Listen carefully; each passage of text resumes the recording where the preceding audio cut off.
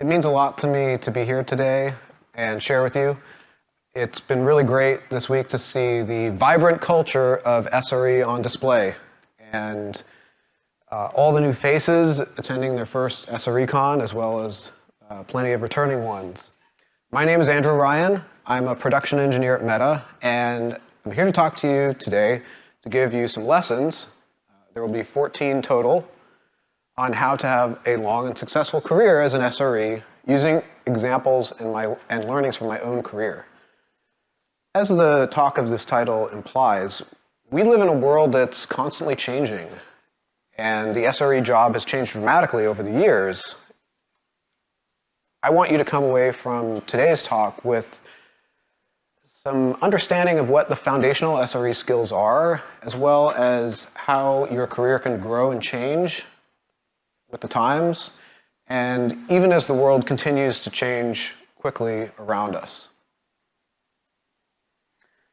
So the genesis of this talk, earlier this year I spent a few months helping prepare some of my Meta colleagues for their first conference, which was USENIX SREcon Americas.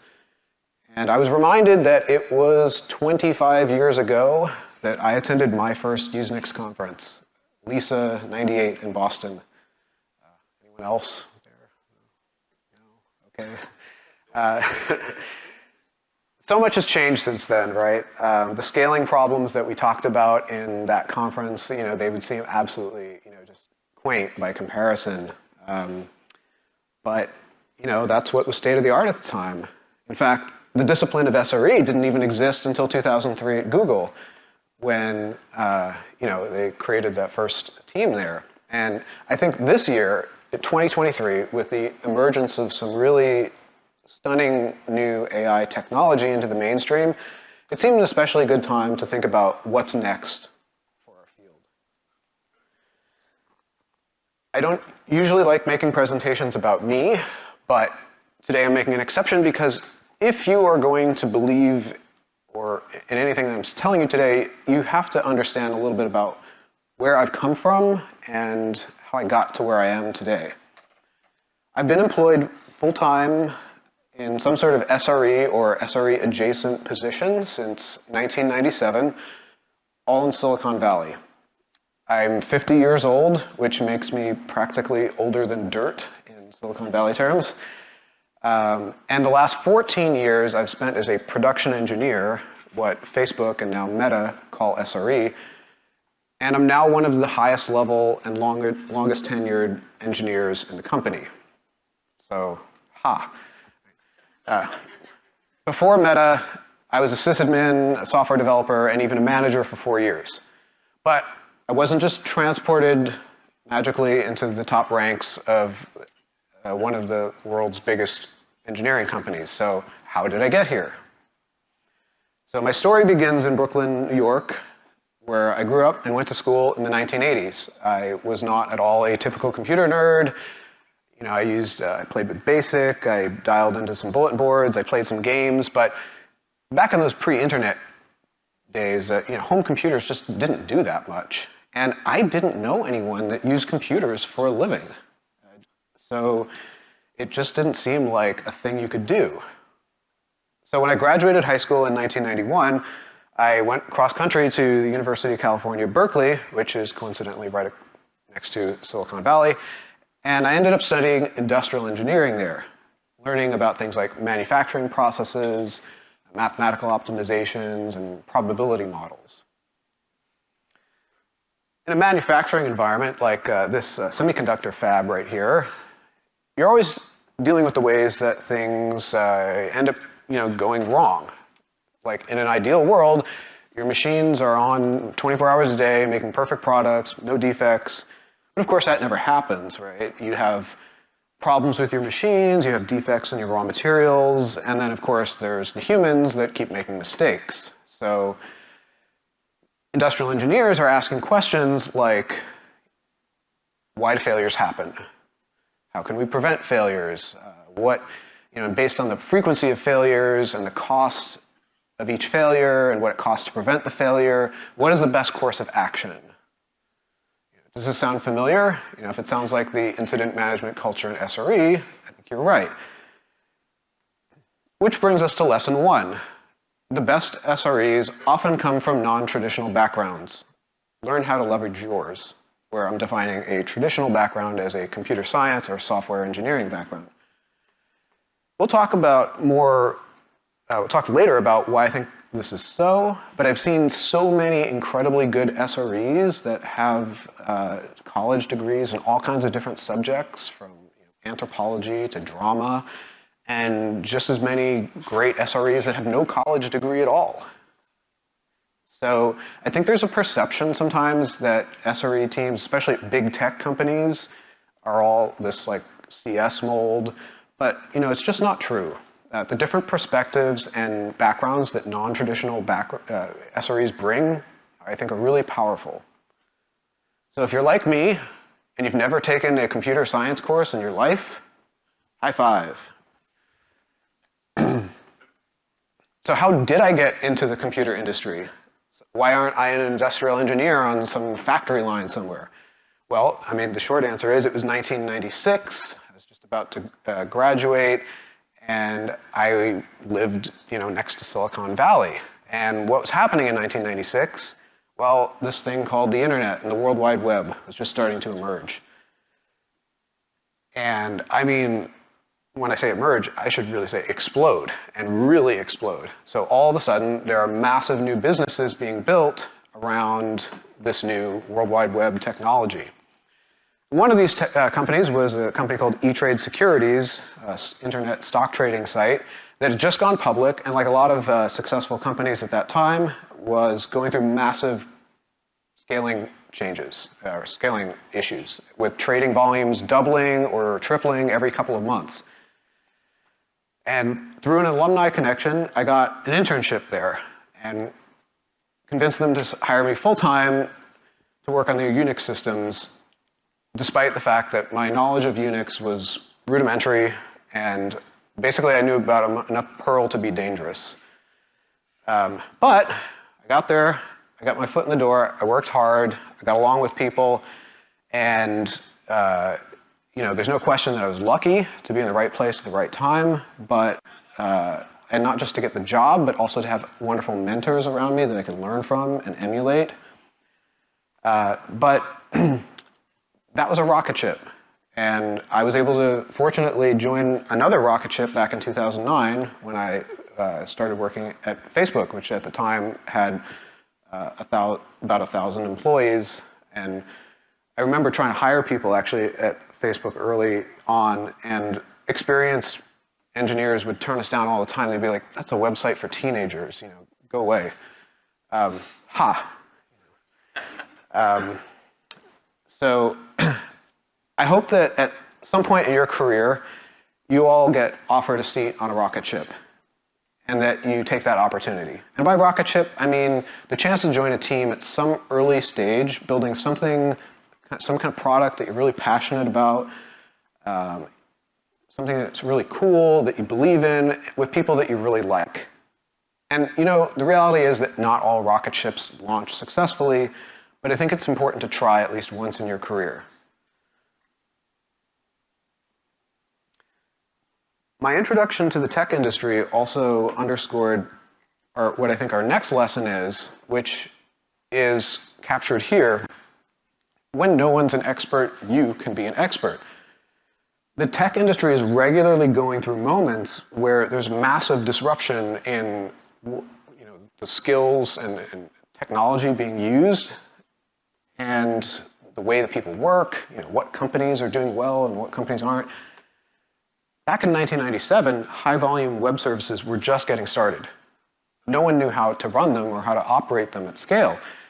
And in just a short time, I was able to surpass or equal the knowledge of people that had worked in the industry for much longer, because I was heads down, just reading everything I could, trying out everything I could, getting as good as I could on web services. But lesson 3 has a darker side. What if you're on the other side? What if you're the one getting disrupted, right? And that's lesson 4, which is your moat of expertise probably isn't as deep or wide as you think it is. To have a long career as an SRE, you're going to have to commit to a life of learning new skills and habits and forgetting old ones. Now the trick is, which do you keep? And which do you learn? Which do you forget? What's foundational knowledge and what's a fad? Well, there's no easy answer to this because that would involve having complete knowledge of the future, right? But I'm going to give you my take on the most important and useful skills an SRE can develop over their lifetime.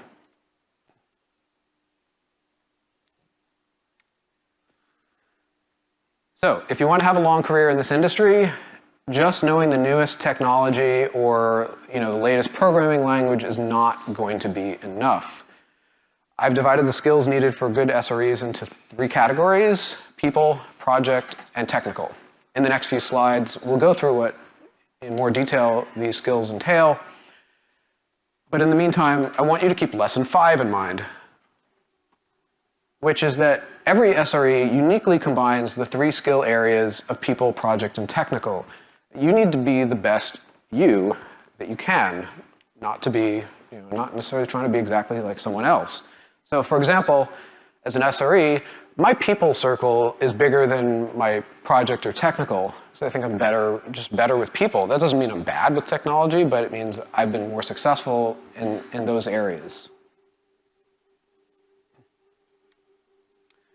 So let's go through, start with people skills. I divide the people skills needed by SREs into 3 main areas. The first one is, getting the show here. The first one is cooperating. Can you get along with other people? So many traditional archetypes of people that work with computers, this is dating back to the pre-SRE sysadmin days, romanticize a kind of person who got into working with computers, let's just say, because they couldn't work well with people. And probably the best example of this caricature is the fictional bastard operator from Hell series, which I won't link to here, but you can look it up if you want. It's a quaint piece of SRE history. But those antisocial loner myths, they date back from an age where the systems that we worked with were much smaller and much less sophisticated. And everything we do now as an SRE involves working in teams. Getting along with them is really important. I have seen way too many otherwise excellent engineers be held back in their careers because they couldn't consistently get along with people. The second skill is managing. Can you get groups of people to work together? So every organization has professional managers, pretty much everyone, but even individual contributors, and especially senior ones, need to be able to coordinate groups of people to solve problems together. You can also call this skill influencing, kind of getting people to do what you want, even if you don't have any direct control over them. Because let's be honest, even if you're somebody's manager, like in a tech company, it's like not like you have any power over them. Right? We don't call it herding cats for nothing. Right? If you ever try to get engineers to do something, if they don't want to do it, they're not going to do it. So being successful at managing and influencing means being able to understand what motivates people as both individuals and groups. And the third one is mentoring. Can you teach people to do what you do? Now remember, SRE is not taught in schools. There's no formal certifications or training program for an SRE. So how do you learn SRE? You learn it by doing it. You learn it by being taught by people that have done it before you. So if you can create brand new SREs and make the existing SREs around you better, those are incredibly valuable skills, especially in larger companies. So first-hand example, in my career at Meta, I know for a fact, because it's in my performance reviews and everything, that a big part of my personal success has been my ability to hire, train, mentor, and grow people around me. Mentoring has allowed me to scale myself and scale the teams that I work with. I've always been lucky in my career to have excellent mentors, and I strongly encourage you to seek out mentorship as well as seek out people to mentor. If you work with somebody that's less experienced than you, that you think you could help, try to help them. And no matter where you are in your career, no matter how senior or how junior you are in your career, I really encourage you to continue to seek out mentors. And what I have done is to basically go up to people, like send them an email, send them a message on LinkedIn, walk up to them at a conference. Ask them for a few minutes of their time. And I've had good luck this way. If you're polite and persistent, I think you will too. And because mentorship is so important, I've got another slide on it because, how do you get the most, because I want you to understand how to get the most, or how I think you can get the most out of mentorship. Okay, somebody has agreed to talk to you. What do you ask them? Right? Like, how do you get the most out of that 5 or 10 or 15 or 30 minutes that you might have with them? Or how do you get them, even if it's a longer term relationship, like ongoing mentoring relationship, how do you get the most out of that? Well, you've heard the first one, you've heard the phrase, you can't be what you can't see, right?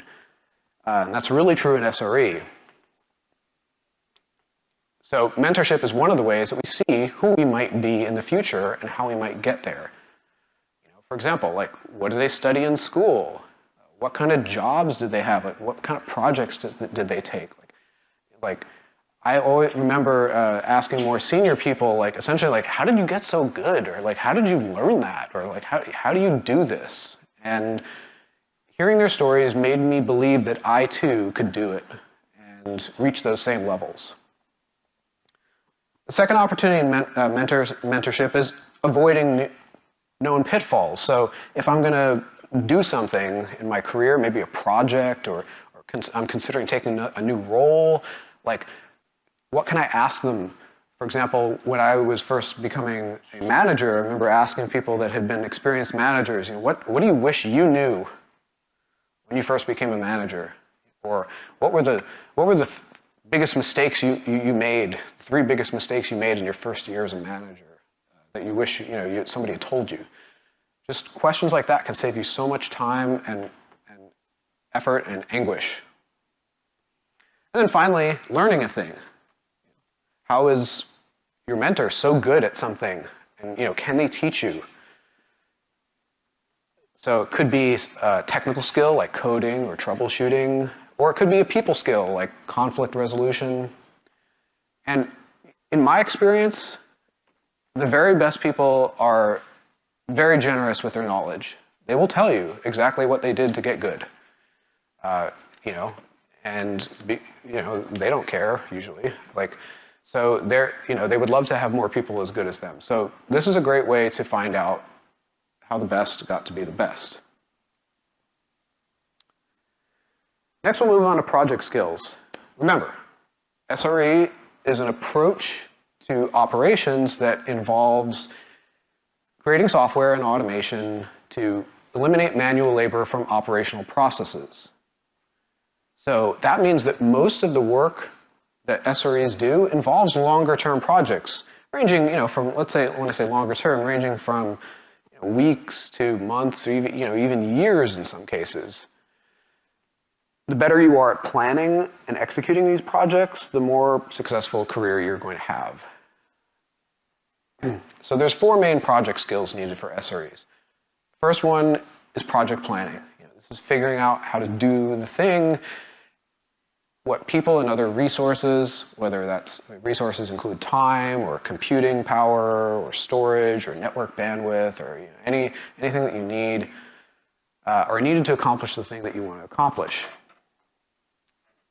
Next is risk assessment. We need to be able to understand what are all the things that could go wrong and how we could deal with those things, or how we could maybe prevent them, or if they happen, what do we do to minimize their negative effects. Third, we need to actually do the project. I think a lot of people think that project management is really this, but I think there's more to it. So project management includes actually running the project, like having meetings, putting status updates, having a schedule, communicating the status of your project to other people in your organization and other people in your team. Kind of the nuts and bolts of managing a project there. And then finally, this is one that's really, I think, very important and very specific to SRE, which is the incident management portion of project skills. So what happens when things go wrong? Remember, our core job as an SRE is what? Reliability. And so if we have an incident, that means that something in our core job has gone wrong. There's tons of great resources. I've linked to a site here that has a bunch of them on how you can learn more about incident management. There are also a bunch of really good talks this week about various techniques and approaches to incident management and at other SREcons as well. Incidents can make you and your organization better, or they can make you worse. Learning how to more consistently become better from your failures is an important skill from any SRE. I think there's sometimes a reluctance for engineers to think of project or incident management as really like core SRE skills because, like people skills, they're on the less technical side, But I disagree, because not even the most brilliant engineering teams can produce perfect software and perfect systems. It's impossible. They can't prevent all failures. So every success or failure that we have running a project and every big downtime event that we experience should make us stronger in the future. So I hope you work to develop your project and incident management skills.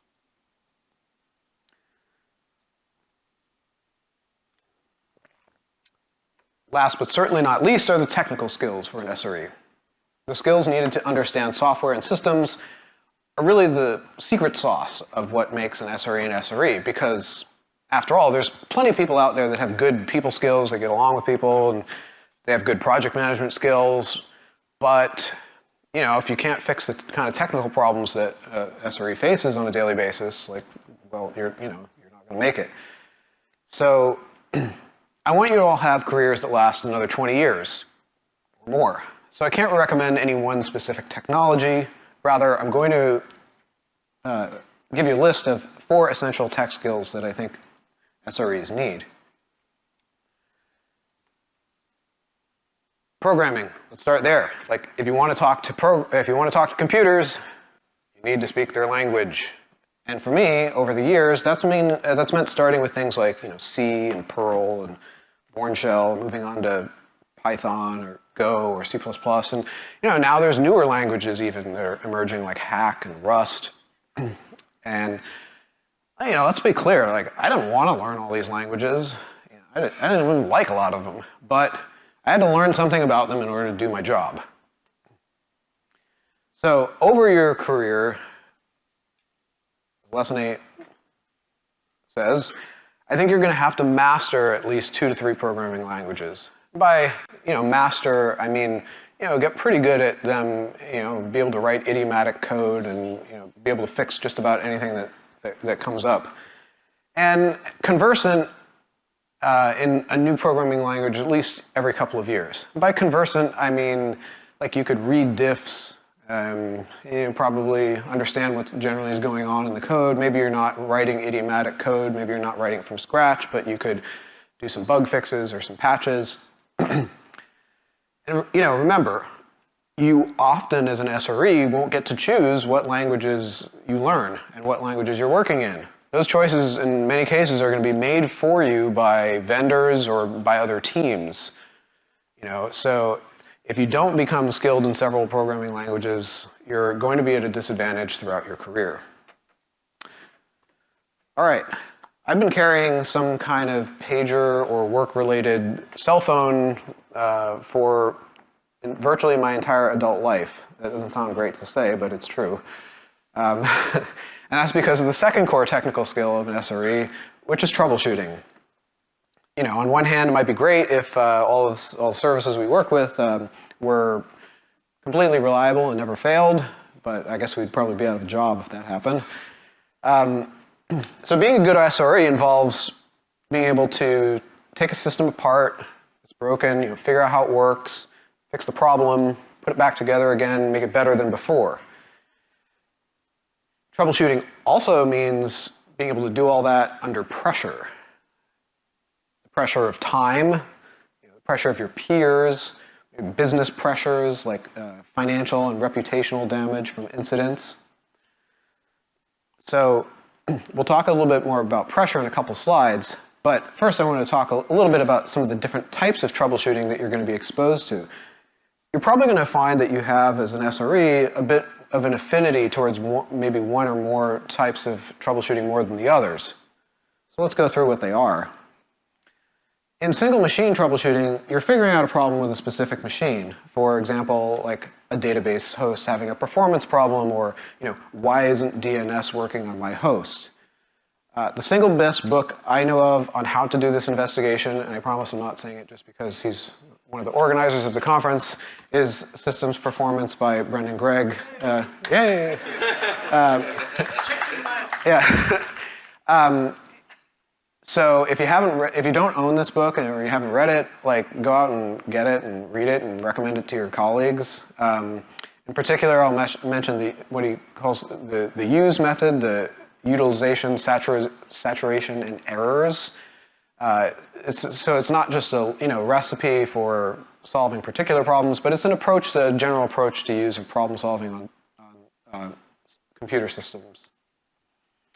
The next is distributed system troubleshooting. Here you're figuring out a problem with lots of computers talking to another group of lots of computers.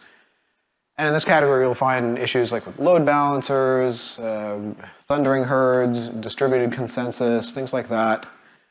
And you'll find that systems can be behaving, quote unquote, normally in their own isolation, but then you put groups of them starting to talk to each other and things go wrong. The Google SRE book contains a nice overview of some of the basics of this problem space. And here are some of the type of terms that you'll need to be familiar with to do distributed troubleshooting. Finally, in sociotechnical troubleshooting, we are figuring out a problem that involves an interaction between a human and a computer. These aren't problems that you necessarily can or even should solve just with code, because solving sociotechnical problems involves a combination of technical changes and behavioral changes. For example, some of the canonical sociotechnical problems in SRE are things like new product launches, feature rollouts, and migrations between systems. And it's important to note that when you're solving sociotechnical problems and debugging them, it's not enough to just come up with a good technical solution, right? You have to convince other people that your solution is good and that they should adopt it. For example, when you're trying to come up, let's say, with the safest way to do a new product launch or a new feature launch, we can't just consider the reliability concerns. We also have to consider the needs of the product team that's developing the feature, and we also have to keep in mind the effect that this is going to have on the users of the system. So that's sociotechnical troubleshooting. This brings us to lesson 9. So I believe that every SRE, if you're going to be good, you have to master at least one of these really well. Some of the best SREs can do 2 really well, and there's a handful that can do all 3 really, really well, but that's unusual. But at least start with one and get good.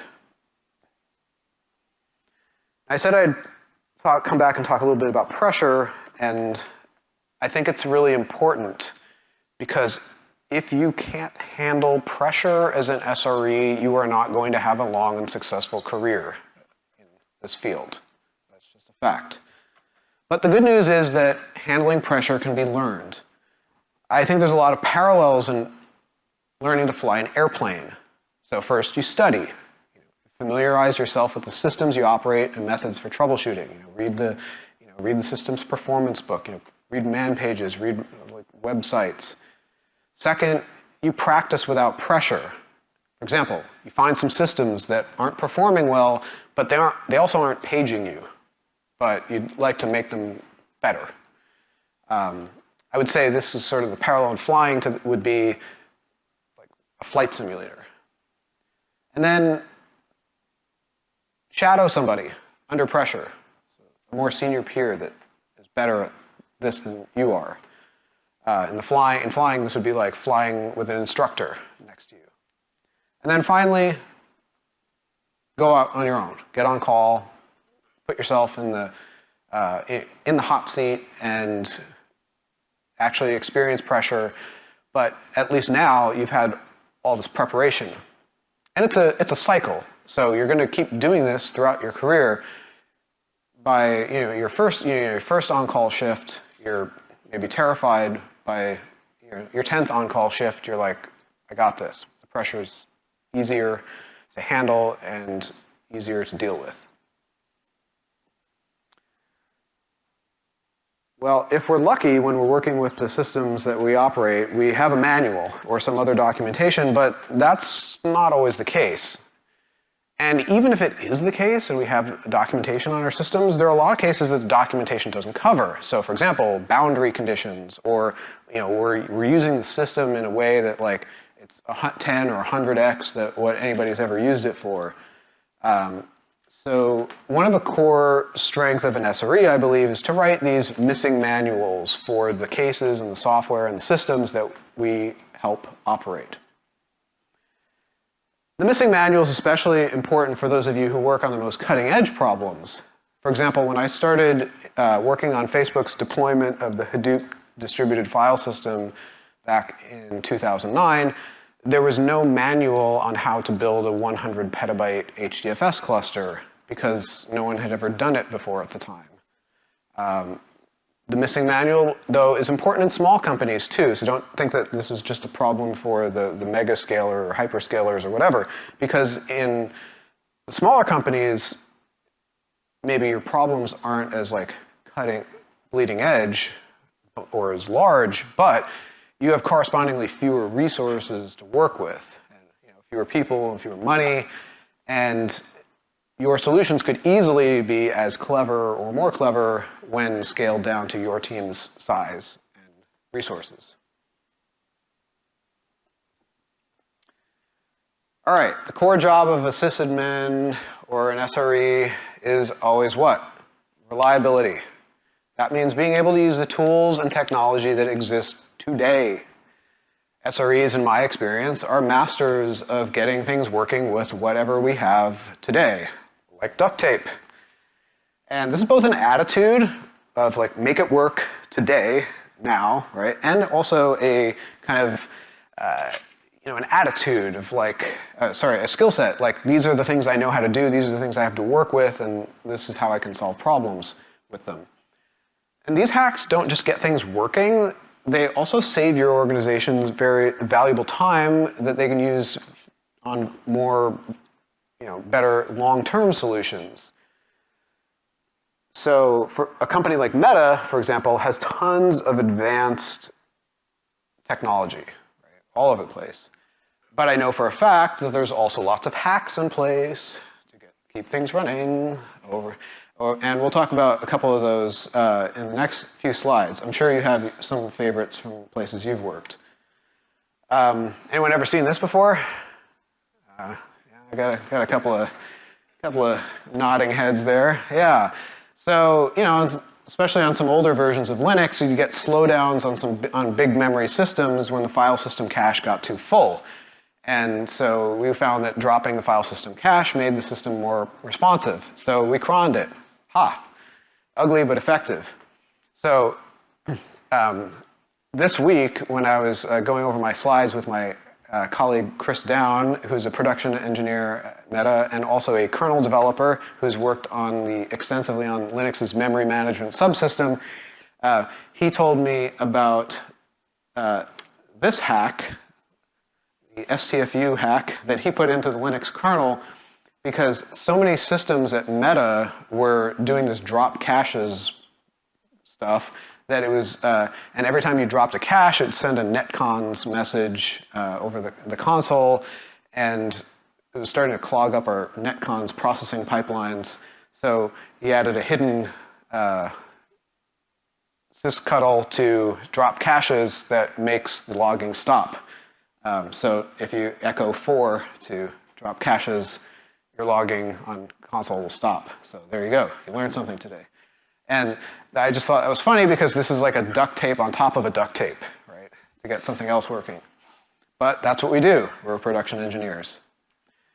Another example is this is from a public blog post that we made about from the Instagram engineering team. So the Instagram web server is Django-based, Python, and we found that Python's built-in garbage collection was taking a lot of CPU and memory. So how do you fix that? You stop doing garbage collection. Voila, done. And then you just let memory grow unbounded, and then when the resident set size of the process gets too high, you kill it and restart it. Voila.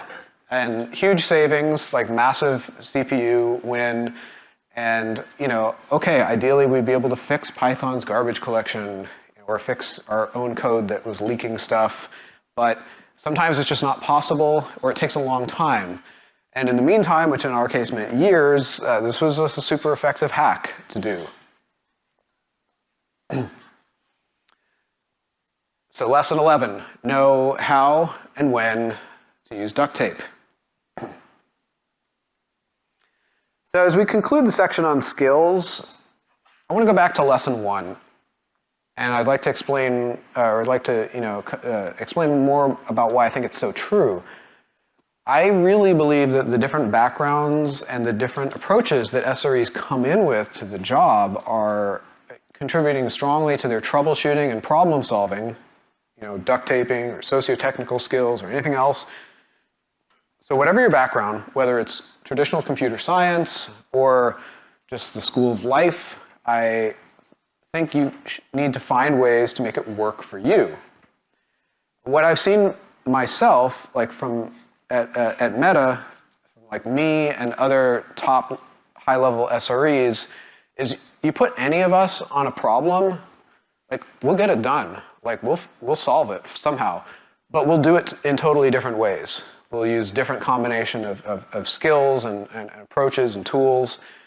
And I think that's part of why this is so effective. Using our backgrounds and skills, we solve problems in different ways, and not every problem is can be solved in the same way, or needs to be. Okay, so now we've talked about skills, let's talk about some career directions. Over a long career as an SRE, where is that going to go? Like, what are some directions you can take?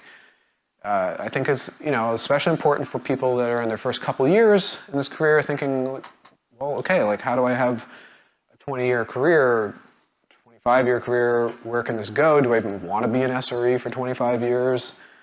So I've got a lot of experience myself. I've also mentored and seen a lot of people grow and change careers, change jobs over the years. And these are the most common career directions I've seen SREs take. And they can be encapsulated in lesson 12, which is you're going to have many jobs in your life, and you may not always be an SRE. Of course, this is SREcon. I'd love for you all to be SREs forever. But it might not happen, or you might kind of go in and out of SRE. That's fine. Returning back to that slide earlier where we talked about the essential skill areas, people, project, and technical, again, for many people, SRE is not a lifelong career. Depending on where your strengths and interests are and the needs of your organization, you might choose a different path that emphasizes one of these skill areas more. For example, if your project management skills are very strong, you're very organized and disciplined, maybe you'd want to be considering a career as a project manager. I think I've seen many SREs become awesome project managers because they bring the same level of technical knowledge and rigor and their understanding about reliability into the project management job. Or lots of SREs become software engineers because they love writing code. They love the more of the technical side of things, and they'd rather double down on that as a career. Like me personally, I've written a lot of code in my career, but if that was my job every day, all day to write code, I wouldn't like it as much. But many other people do. And then finally, if your people bubble is the biggest, you may find yourself drawn to people management as a career. Some cases you may end up kind of drafted into it because your team needs a leader and you're the best candidate they have. That's pretty much how I became a manager when I did my stint in management. And if you're curious about what an SRE manager does, there's a really good talk in this year's SREcon Americas by Andrew Hatch. It's linked there. It's called, what is it called? Confessions of an SRE Manager. Yeah. I regularly consult with engineers who are considering switching to management, and there really is no one best answer about whether it's a good thing for you or not. The decision is very personal and depends on a lot of factors. The biggest worry, though, that I hear from people is that it will impact their ability, if they become a manager, to be taken seriously ever again as an engineer. And I want to just tell you that that's just not true, okay? I've also seen people go, plenty of people go back and forth between IC and manager roles, sometimes multiple times. And I actually think that it makes you better. Like going from IC to a manager and then back to an IC again, like you get some skills from that transition. So I think in my own career, it's definitely helped me, having had that management experience as an individual contributor. Like I've been an individual contributor at Meta for 14 years, but like, as I said, I was a manager for 4 years before that. And that experience was incredibly helpful for me as an IC. And like me, you may decide to be staying in the IC track, become a tech lead. And, tech lead is a pretty broad term, but generally combines all the core SRE skills in various ways. Luckily, at many companies now, and this was not the case, this was actually why I became a manager in the first place. Like I went to my boss and I was like, I would like to make more money. And he was like, well, engineers' pay stops here and managers starts here. So I was like, okay, I would like to be a manager. And that's just kind of dumb, right? But anyway, in retrospect, but that's not the way that a lot of companies work today, especially not at the big tech companies that I'm aware of, at least. Certainly not Meta. The pay scales are the same for ICs and managers as you get up into the higher levels. These companies, they're smart. They realize that the senior engineers bring a lot of value, and being a tech lead, for me, allows me to combine all the things that I do with people, projects, and technical into a job that I really enjoy. I've linked to a site there called Staff Engineer that can give you an idea. It's got some stories and some other stuff, resources that can give you an idea of some of the directions that you can take as a tech lead. It's pretty focused around Silicon Valley type jobs, but it should be at least a helpful starting point for you. The lesson that I want you to take from all of this is that career changes to and from SRE are not one-way doors. Becoming a manager isn't going to prevent you from being an individual contributor in the future. Having a job as an SRE won't make it harder or impossible to get hired as a software engineer in the future if that's what you decide you want to do. In your professional life, you're probably going to have lots of different jobs at lots of different companies. And you're going to learn and grow in different ways from each of those experiences. Ultimately, your career is going to be defined by your experience, by your skills, and by the people that you know, not by your job title. So having seen how we got here and where we are today, before we conclude, I'd like to talk a little bit about where I think SRE might be going in and hopefully give you some ideas on how you can have a thriving career. Of course, no one can know the future, but that's what makes this part fun. So SRE is 20 years old this year. Will SRE exist as a discipline in 20 years? I mean, I don't know. I'd like to think that based on the type of work we do and the foundational skills in people, project, and technical, that the answer is yes. But at the same time, 20 years is practically forever. In the tech world. Like, could anyone have anticipated Google and Facebook back in 1983?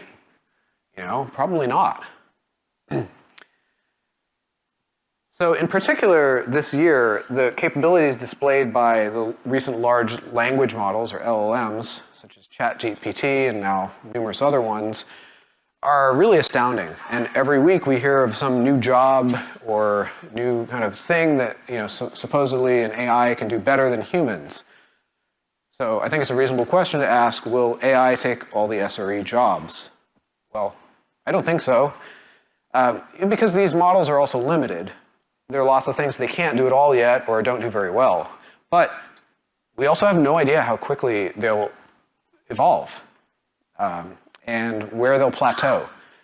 But it is worth noting that the history of AI is full of these kind of going back many decades, is full of these cases where there's a huge spurt in innovation and capability, followed by years in some cases of pause and stagnation, which they even have a name for. They're called AI winters.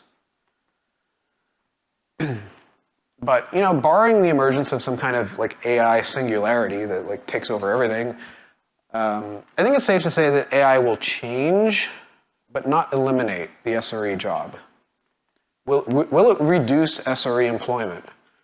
I don't know. I can't answer that.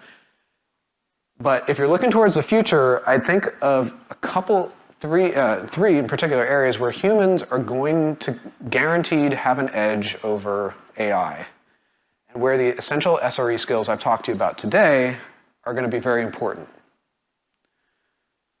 So, first one, as long as the machines don't completely take over, we're still going to need human labor, and that labor needs to be coordinated and supervised.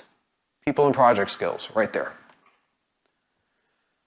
Second one, now these computer models are awesome at optimizing something, but what is that something, right? And why are we optimizing for it? And that requires human interaction and human knowledge. Evaluating the AI's solutions is also an area that humans have an edge. To make sure that they're safe and make sure that they're actually doing what we want them to do. Think back here to debugging sociotechnical problems, and how solving them often requires both an understanding of what the technical capabilities that we have are, and what the people that are using them and who are benefiting from them are actually want and need. So values and safety are key foundational problems in AI, and I think that the SRE skill set is well suited to help address them. And finally, technology. Until machines can program and debug themselves, which again, nowhere near happening as far as we know, they're going to need humans to design, build, and maintain their software and hardware.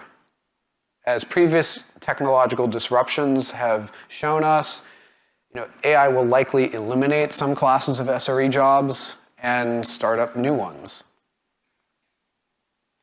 So, kind of what are those opportunities? Well, I have no doubt at this point the AI revolution is real and could easily be just as big of a revolution in computing as the World Wide Web was back in 1997 or so. So companies large and small are spending billions of dollars a year buying, and building out AI processing capabilities, and also hiring researchers to come up with all kinds of innovations, often unexpected ones. For SREs, this is a huge leveling opportunity. Remember lesson 3, right? When no one's an expert, you're an expert. You can be an expert. So I really believe that right now is one of those times. So the hardware and software systems being used in AI are brand new and very immature. I don't care where you work. It's just not. It's changing very quickly, and the stuff is not solid yet. So if you're looking for something new in your career, or if you're just starting out, consider looking for opportunities supporting AI systems and AI hardware. So again, AI is not a fad, okay? Machine learning is not a fad. With today's new GPU-based systems, we now have highly specialized supercomputers inside of every kind of regular computer, and software to match. So the technology requirements around storage, networking, computing, job scheduling, monitoring, all these things. We're very early on. They're all changing very rapidly. And we're going to all, as SREs, we're going to all need to start learning these better. Also, starting right now, I think every SRE is going to need to become skilled at using AI-based tools to do their job better. Just as, back in the pre-Google days, if you wanted to do something and, do something in C, you dug out K&R book and you looked it up. Then, Google and Stack Overflow came out and, well, now you use those. And I really believe that this is the next iteration of that, where you're going to now use these tools to help you figure out how to solve problems. And no matter what your level of experience, I think these tools will enhance your productivity and quickly become essential, right? Even if the productivity gains are relatively small, like we don't know yet. There's some good talks about showing some of the challenges and limitations earlier in the week, and I'm sure probably everybody in this room has played with these for various tasks, maybe real, maybe toy. But even if you can get something that's going to give you a 5% edge or a 3% edge, compound that over a 5 or 10 or 20-year career, and that's huge. Right? Just in the same way that if you said to an athlete, hey, we have the shoe that makes you run 3% faster, everybody will go wear it. So start learning how to use these tools and incorporate them into your workflows. I've been incredibly lucky to have awesome opportunities, awesome mentors in my career, and I want to acknowledge that I really stand on the shoulders of giants. My wish for all of you in the audience is that you surpass me in your careers and do bigger and better things. So hopefully using the skills and experience you've gained as SREs. So please take care of yourselves. Please keep in touch, and I'll see you at the next SREcon. Thank you, and I'll be happy to take questions now.